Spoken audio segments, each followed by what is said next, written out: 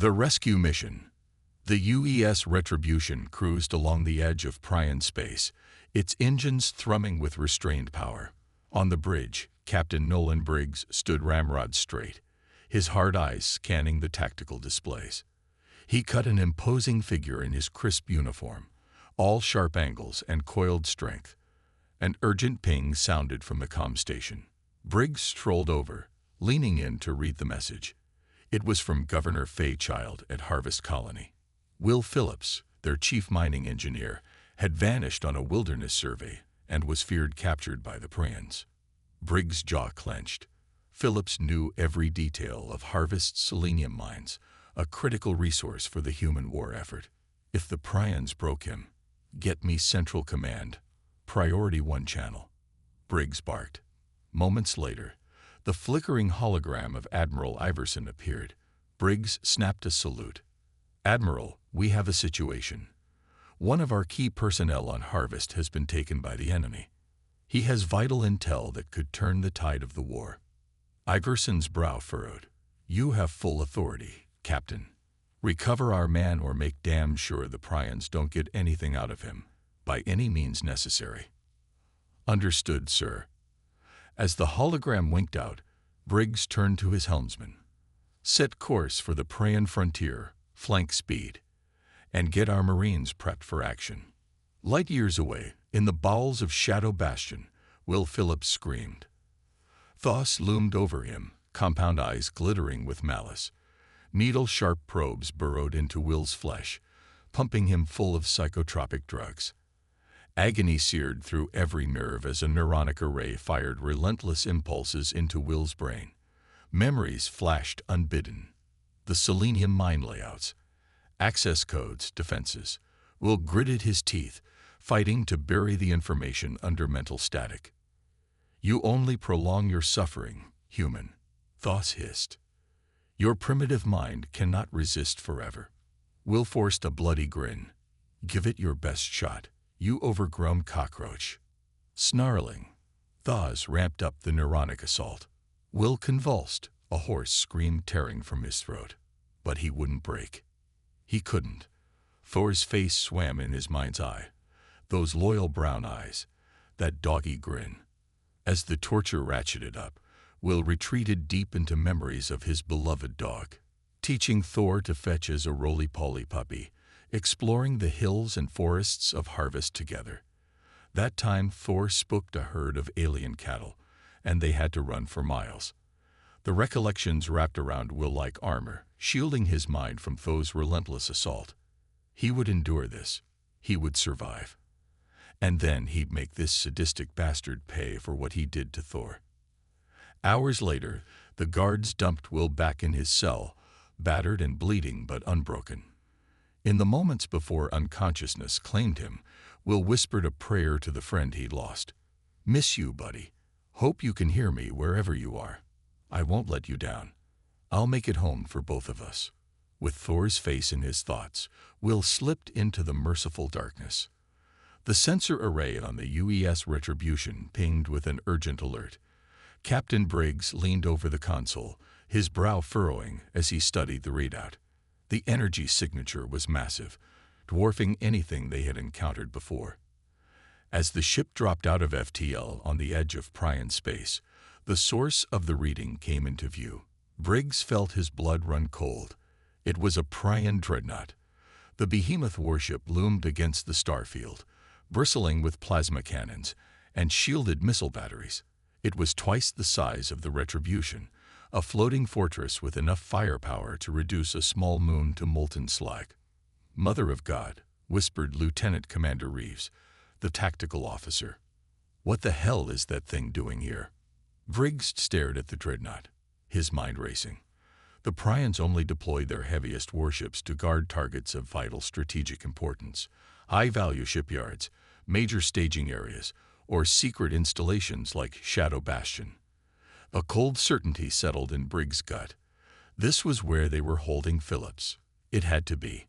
And if they didn't rescue him soon, the Prions would break him, and Harvest would fall. Briggs turned to his crew, his expression grim. "We have to assume that's where they're keeping Phillips, and we can't let them extract those mining codes from him." "Sir, with respect," said Commander Nash, "engaging the dreadnought would be suicide. We need to call for reinforcements." Briggs shook his head. "There's no time. If we wait, they'll rip those codes out of Philip's head, and then this war is over." He met Nash's gaze, his eyes hard. "I'm taking a team to get him out. You have the con."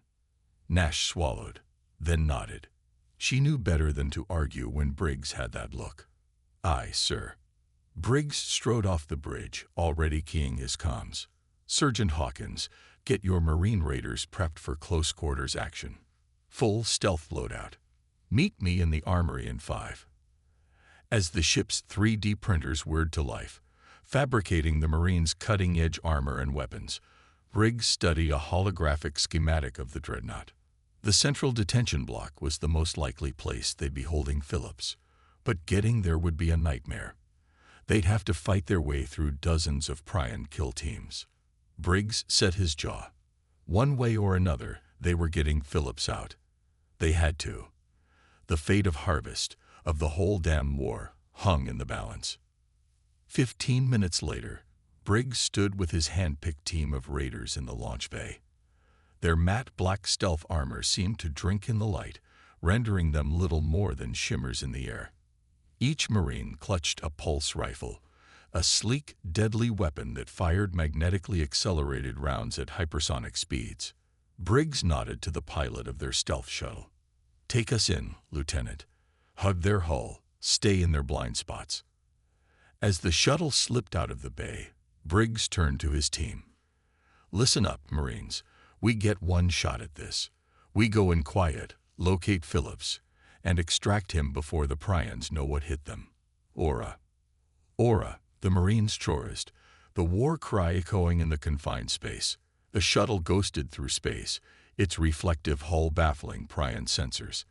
It matched course and speed with the dreadnought, sidling up to the warship's armored flank.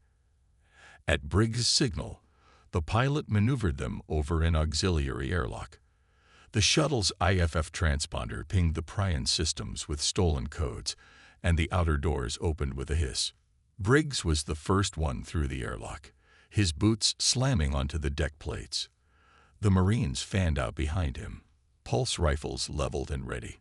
The corridors were dark and narrow, lit by pulsing red light. The air stank of ozone and alien musk. They moved swiftly and silently, the adaptive camo of their armor shifting to match the walls.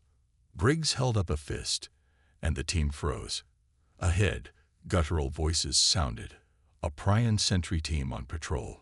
Briggs pointed to 2 of his Marines, then at the intersection. They nodded, slinking forward. There was a muffled pop of suppressed pulse fire, then a meaty thud. The voices cut off. Briggs moved up, scanning the fallen Pryans. Their carapaces were shattered, ichor pooling on the deck. Clean kills. They pushed deeper into the ship, guided by the stolen schematics. Twice more they encountered Pryan kill teams, and twice more they neutralized them with ruthless efficiency. But Briggs knew their luck wouldn't hold forever. Sooner or later, the Pryans would realize they had intruders. They reached a heavily armored hatch, sealed with a flickering force field. According to the schematics, this was the high-security containment zone. Briggs motioned to Corporal Vega, their tech expert. "Get this open, quickly." Vega knelt before the control panel, his gloved fingers flying over the keys. Sweat beaded on his dark face as he worked to slice the alien encryption. With a low hum, the force field disengaged, and the hatch rolled open. Briggs took point, pulse rifle at the ready. The chamber beyond was cavernous and shadowy, lit by the same hellish red light. Banks of alien machines lined the walls, covered in blinking diodes and pulsing conduits. And in the center, suspended in a crackling field of energy, was a human figure. Phillips. Briggs started forward. "Will." But before he could take a step, alarms blared throughout the ship. The Retribution's cloaking device had failed. They were exposed, and the dreadnought knew they were here. The deck shuddered as the Pryan warship opened fire, unleashing the full fury of its arsenal on the Retribution. Even through layers of metal and insulation, Briggs could hear the dull booms of impact, feel the bone-jarring concussions. His jaw tightened. Nash would give them as long as she could, but they were out of time. They had to move now. Briggs raised his rifle and charged into the containment chamber, the Marines close on his heels. Prion guards boiled out of hidden alcoves, plasma rifles spitting blue fire. The raiders returned fire, superheated slugs screeching through the air. Alien bodies hit the deck, thrashing and squirming. A plasma bolt sizzled past Briggs' head, close enough to scorch his helmet. He dropped the shooter with a 3-round burst and sprinted for the energy field. Phillips hung limply in the crackling aura, his face bruised and bloody. Briggs couldn't tell if he was alive or dead. Vega. Briggs shouted over the chaos of the firefight. Get him out of there. The corporal raced to the control panel, fingers flying once more. With a descending hum, the energy field powered down, and Phillips collapsed to the deck plates. Briggs reached him in 2 long strides, pressing his fingers to the man's neck. A pulse, weak and thready. Thank God. Briggs keyed his comms. Nash, we've got him. Prep for emergency evac. Static crackled across the line, interspersed with the booming of enemy fire. Negative, Captain, Nash shouted, her voice tight with strain. Our shields are failing. We can't hold them off much longer. Briggs gritted his teeth. They were trapped, caught between the Prion guards and the guns of the dreadnought. He looked down at Phillips, battered but breathing. They'd come too far to fail now. The escape. The Retribution bucked and heaved as the Prion assault intensified, the dreadnought's weapons tearing into its hull. On the bridge, warning klaxons blared, and damage reports flooded in. Commander Nash clung to the arms of the command chair as the ship lurched, her knuckles white. Reroute power to forward shields, she barked, and get me a firing solution on that dreadnought's main battery. The bridge crew scrambled to comply, their faces sweat-streaked and tense. The view screen showed the titanic Prion warship looming before them, its hull pockmarked with missile impacts and scorch marks. But still, it came on, implacable and relentless. Nash steeled herself, watching the tactical display. The Retribution's quantum torpedoes were locked and ready, but they'd only have one shot, one chance to buy Captain Briggs and the Marines the time they needed. Fire, she commanded. A salvo of glowing torpedoes erupted from the Retribution's forward tubes, screaming across the void. They slammed into the dreadnought's shields in blinding flashes of light, sending ripples of energy cascading across the barrier. The shields flickered and held. Nash cursed under her breath. It wasn't enough. The dreadnought's defenses were too strong. They needed another plan and fast, because if those shields didn't come down, none of them were getting out of here alive. On the Prion ship, Briggs hauled Phillips to his feet, slinging the semi-conscious man's arm over his shoulders. The Marines formed up around them, pulse rifles blazing as they cut a path through the onrushing guards. The deck shook with the thunder of the dreadnought's guns, the impacts growing more violent by the second. Briggs knew Nash was throwing everything the Retribution had at the Prion warship, but it wouldn't be enough. Not against a behemoth like that. They needed a miracle. And then, through the smoke and chaos, Briggs saw it. A flicker of movement in the shadows, a glint of metal. A figure emerged, tall and lean, and distinctly human. It was clad in a battered pressure suit, a helmet obscuring its features, and clutched in its gloved hands was a Prion plasma rifle. The figure raised the weapon and opened fire, bright bolts of energy sizzling into the Prion ranks. The guards turned, surprised by the new threat. The figure moved like liquid lightning, darting and weaving between shots, the plasma rifle spitting a constant stream of fire. Briggs stared in shock as the guards fell, one after another. The figure was a one-man army, a whirlwind of destruction. It was like nothing Briggs had ever seen.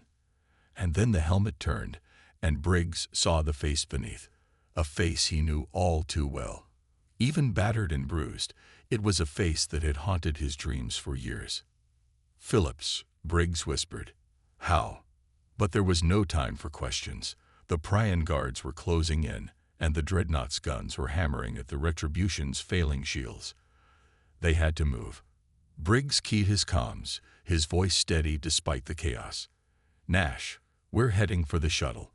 Be ready to punch it the second we're aboard." "Understood, sir." Nash's voice was strained, edged with desperation. "Hurry." Briggs turned to the Marines, to Phillips. The man he'd thought was their only hope, now revealed as something else entirely, something impossible. But that could wait. Right now, they had a ship to catch and a war to win. "Let's move," Briggs said, and together they plunged into the fray, pulse rifles and plasma fire lighting their way towards escape, towards survival, towards a reckoning that had been a long time coming. Will's vision blurred, his breath coming in ragged gasps as Thos loomed over him. The Prian's eyes glinted with malice, his clawed fingers twitching towards Will's temples. "You have resisted admirably, human," Thos hissed. "But now I will tear the secrets from your mind, one agonizing memory at a time." Will gritted his teeth, bracing for the psychic onslaught. He felt Thos' presence forcing its way into his thoughts, a slimy, repulsive intrusion. In the mindscape, Will stood on a barren plain, wind whipping at his face. His mental avatar was clad in tactical gear, an M4 carbine clutched in his hands. Thos materialized before him, a towering reptilian horror with razor fangs and dripping claws. The air between them rippled and surged as Thos hurled a bolt of psychic energy. Will threw up a barrier, feeling it buckle under the assault. He retaliated with a burst of fire from his M4, but the rounds pattered harmlessly off Thos' scaly hide. "Pathetic," Thos sneered. "Your primitive mind is no match for my power." The Prian's next attack shattered Will's barrier, sending him tumbling across the mindscape. Thos pressed his advantage, ripping into Will's memories. Will screamed as he felt cherished moments with Thor, his SEAL training, the colony's secrets, all being shredded and scattered. Through a haze of agony, Will heard a bark, a familiar, impossible sound. He looked up to see a black Labrador retriever bounding across the mindscape towards him. Thor, looking just as he had in life. "Good boy," Will whispered, tears tracking down his face. "You came." Thor nuzzled his hand, warm and solid and real. Will didn't know if this was Thor's spirit drawn across the veil or a projection of his own desperate psyche, but as he looked into those loyal brown eyes, he felt a surge of love and strength. Will stood, squaring his shoulders as Thor pressed against his side. Thos regarded the pair with disdain. "How touching," the Prian mocked. "The human and his pet reunited. It will make it all the sweeter when I destroy you both." Thos raised his claw, dark energy swirling around them. But this time, Will was ready. He drew on Thor's presence, on the unbreakable bond between them. He met Thos' attack head-on, pouring every ounce of his will into the counterstrike. To Thos' shock, his psychic blast rebounded, the backlash tearing through his own mind. The Prian reeled, screeching in pain and fury. Will advanced, Thor at his heel. With each step, he turned Thor's own psychic energy against him, dragging spikes of memory. Thor as a puppy, their first hunt together, evenings by the fire, into the Prian's brain. "This is for Thor, you son of a..." Will snarled as he and Thor shattered the final remnants of Thos' psychic probe. In the physical world, Thos staggered back from the interrogation table, black ichor streaming from his nostrils. His eyes were wide with disbelief and a hint of fear. Will slumped in his restraints, exhausted but triumphant. He could still feel Thor's comforting presence in his mind, a steadfast guardian. Thos opened his mouth, but before he could speak, the wall shuddered with the unmistakable boom of breaching charges. Alarms blared, and Prian soldiers shouted in the corridors beyond. The door to the interrogation chamber dented and buckled, then blew inward with a flash of light and smoke. Figures in black armor poured through the breach, pulse rifles crackling. The Marine raiders had arrived. The containment chamber erupted into chaos as Captain Briggs and his Marines stormed in, pulse rifles blazing. Thaw's elite guard met them head-on, plasma fire crisscrossing the room in a deadly light show. The Pryans fought with reckless abandon, heedless of their own safety. But the Marines were a well-oiled machine, moving with practiced precision, covering each other with overlapping fields of fire and steadily pushing forward. Briggs ducked behind a control console as a plasma bolt sizzled overhead. He popped up, dropping 2 Pryans with tight bursts from his rifle. "Push up! Push up!" he roared over the din of battle.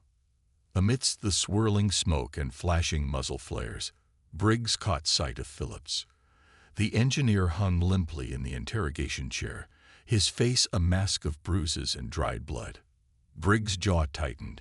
He signaled to his squad to lay down covering fire and sprinted towards Phillips. He was halfway there when a dark shape lunged from the shadows.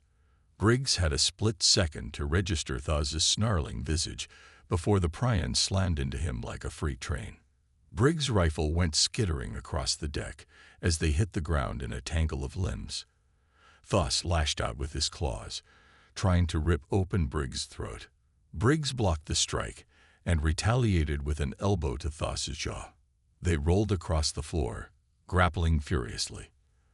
Thaw was strong, his muscles like coiled steel, but Briggs had trained in hand-to-hand combat since he could walk.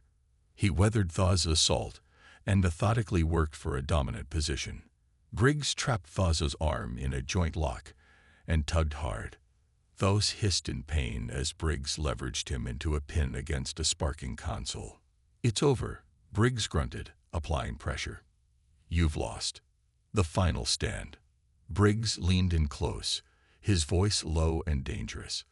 "This is for Phillips, dog, you son of a—" He reared back and slammed his forehead into Thaw's face with a sickening crunch. The Pryans' eyes rolled back in his head, and he went limp, out cold. Briggs staggered to his feet, his head ringing. Around him, the firefight was winding down as the Marines mopped up the last pockets of resistance. Briggs staggered over to Phillips and quickly released his restraints. "We're getting you out of here, Will. Just hold on." Phillips blinked up at him, his eyes unfocused. "Briggs," he croaked, "is that really you? In the flesh? Now let's move before more of these bastards show up." Briggs slung Phillips' arm over his shoulder and half-carried, half-dragged him towards the exit. The Marines formed up around them, laying down a withering barrage of suppressing fire as they fell back to the shuttle. The deck shuddered beneath their feet as the dreadnought's internal defenses came online, auto turrets emerging from the walls and raking the corridor with laser fire. The Marines' armor sparked and smoked as they absorbed the hits, but they gritted their teeth and pushed on. They piled into the shuttle, the hatch slamming shut behind them. The pilot punched the thrusters, and they rocketed out of the hangar, weaving and jinking to avoid the flak bursts filling the void. On the Retribution's bridge, warning alerts blared as the dreadnought's weapons hammered at their quantum shields. Nash watched the redouts with a grim expression, her knuckles white on the arm of the command chair. "Shields at 20%, the tactical officer reported, his voice tight with strain. "We can't take much more of this."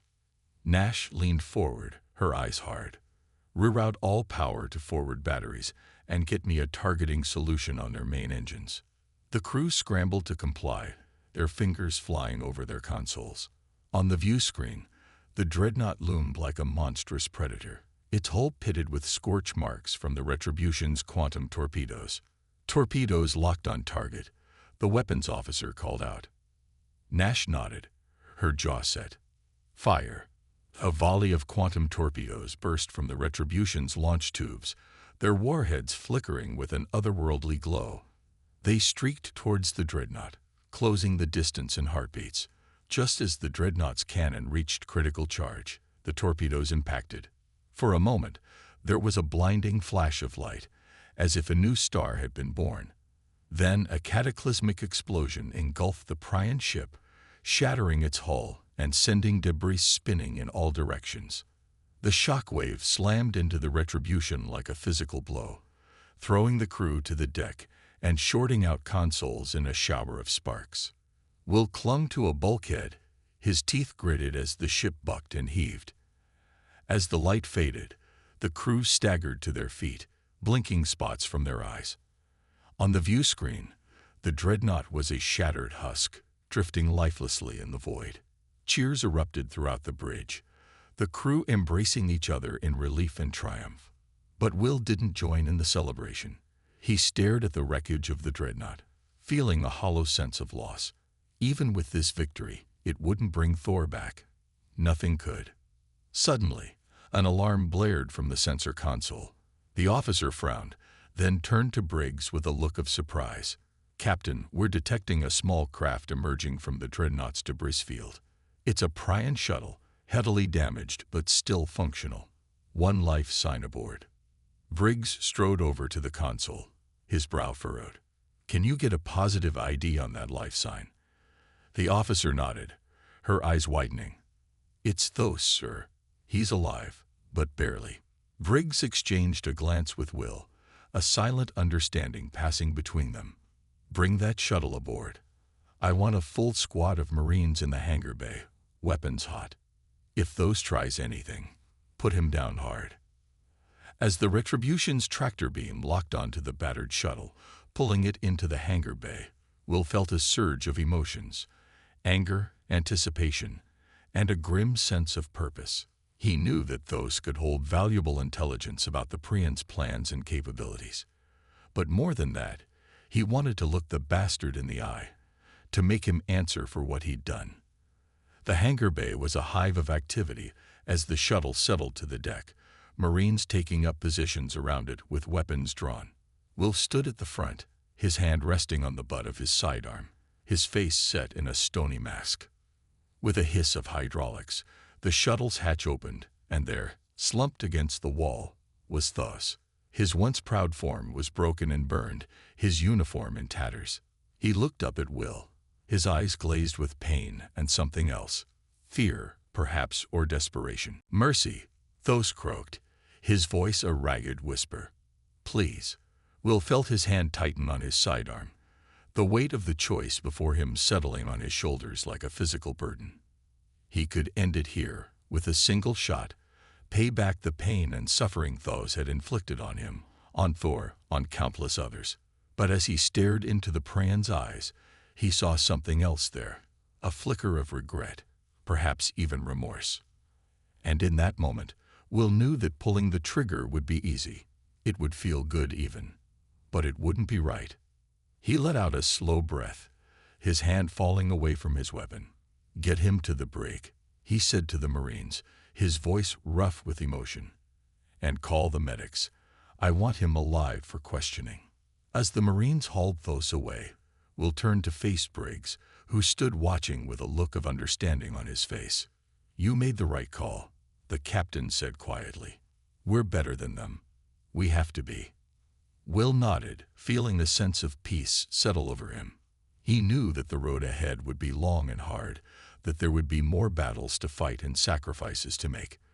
But he also knew that as long as humanity held fast to its ideals, to the values that made them who they would never lose their way.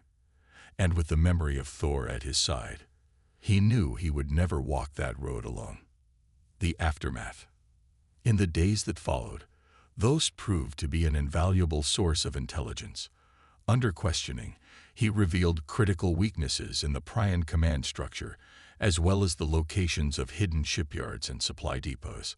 Armed with this knowledge, the United Earth Defense Council launched a series of lightning raids deep into enemy territory. Strike teams hit the Prions hard and fast, destroying vital infrastructure and crippling their ability to wage war. The Retribution led the charge, its guns blazing as it tore through enemy formations like a hot knife through butter. With each victory, the Prion grip on the sector weakened. Their fleets fell back, their armies retreated. Whispers began to circulate among the ranks, rumors of a powerful new human weapon that could pierce their strongest shields. As the tide of the war turned, the Prion leadership realized that they could no longer hope to win. With their forces in disarray and their supplies dwindling, they had no choice but to seek terms. A delegation arrived at Harvest Colony under a flag of truce, requesting a meeting with human representatives to discuss an end to hostilities. The United Earth Defense Council, seeing a chance for lasting peace, agreed to the talks. Will found himself on the neutral planet of Axiom, seated at a table across from Prion diplomats. He had never imagined himself in such a position, a miner-turned-soldier turned peacemaker, but fate had a way of surprising even the most jaded of men. As the negotiations dragged on, Will's thoughts drifted to Thor and the countless others who had given their lives in the war, human and Prion alike. They were all victims of the same cycle of violence and hatred. He knew that breaking that cycle would take more than just words on paper. It would take a fundamental change in the way both sides saw each other. During a recess in the talks, Will found himself face to face with Thos once again. The Prion looked different now, his once proud bearing replaced by a quiet humility. He extended a clawed hand, his eyes meeting Will's with a new understanding. "I was wrong about your kind, human," Thos said, his voice rasping. "You have shown strength and nobility beyond measure. In your place, I would have slain me without hesitation. Your mercy has taught me much." Will hesitated for a moment, then reached out and clasped Thos's hand. He felt the weight of history in that simple gesture, a bridge across the gulf of hatred and misunderstanding. "Mercy is the hardest thing to give," Will said softly, "but it's what separates us from the beasts. If we lose that, we lose ourselves." As the talks concluded with the signing of a historic peace treaty, Will stepped outside and looked up at the stars. He imagined Thor looking down on him from whatever afterlife existed for loyal dogs, his tail wagging with